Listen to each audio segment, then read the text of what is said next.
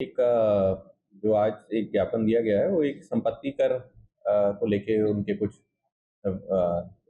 Points हैं, कुछ विरोध है, उसके बारे में उन्होंने दिया है, जिसको हम लोग लीगली एक बार चेक करके उसमें क्या स्थिति है उसको अपन टेकअप करते हैं।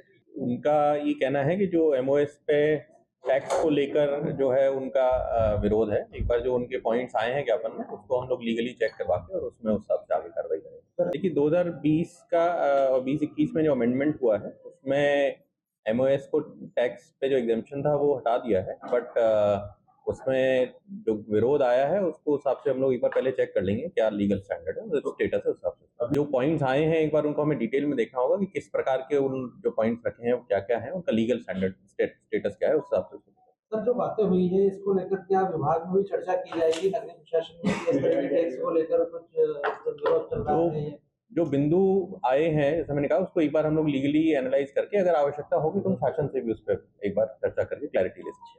इंदौर शहर के महापौर पुष्पमात्र भार्गव जी जो जजिया कर लेके आए हैं उसके विरोध में एक सांकेतिक छोटा सा हमारा डेलीगेशन कमिश्नर महोदय से मिला है कि आज हमने कमिश्नर महोदय से आग्रह किया कि ये जो अंग्रेजों के शासनकाल का कर जो अभी लगाना चाह रहे हो आप, जो एमओएस छोड़ा जाता है वेंटिलेशन के लिए, स्वच्छ हवा पानी के लिए, प्लांटेशन के लिए या कार पार्किंग के लिए, उस पर किसी देश में किसी भी शहर में इस प्रकार का कोई टैक्स नहीं लिया जाता है।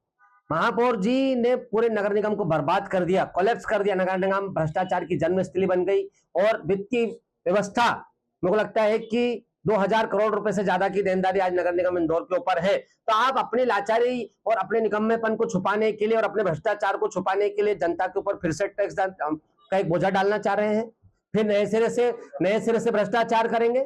कांग्रेस पार्टी ऐसे किसी भी कार्य का विरोध करती है, चाहे वो इंडस्ट्रियल टैक्स हो, चाहे वो डोमेस्टिक हो, चाहे कमर्शियल हो, किसी भी प्रकार का अगर एमओएस पे टैक्स लिया जाएगा तो कांग्रेस पार्टी इसका पुरजोर से विरोध करेगी। आज हमने सांकेतिक रूप से ज्ञापन दिया है, 2 दिन का समय दे रहे हैं। अगर निर्णय वापस नहीं हुआ तो कांग्रेस श्रृंखलाबद्ध तरीके से भारतीय जनता पार्टी की महापौर सरकार के खिलाफ इंदौर शहर में इंदौर की जनता के साथ में मिलकर आंदोलन करेगी, लेकिन किसी भी कंडीशन में जजिया कर नहीं लगने देगी। आज इंदौर में आपने ऐसा क्या नया दे दिया जो नए टैक्स की बात करो, नए कर की बात करो? पहले ही लोग हैरान परेशान है और इस अगर अब हजारों रुपए का फिर बोझा डाल देंगे तो कैसे संभव है कि इतना टैक्स आसानी से आदमी चुका पाएगा? हम इसका विरोध करते हैं।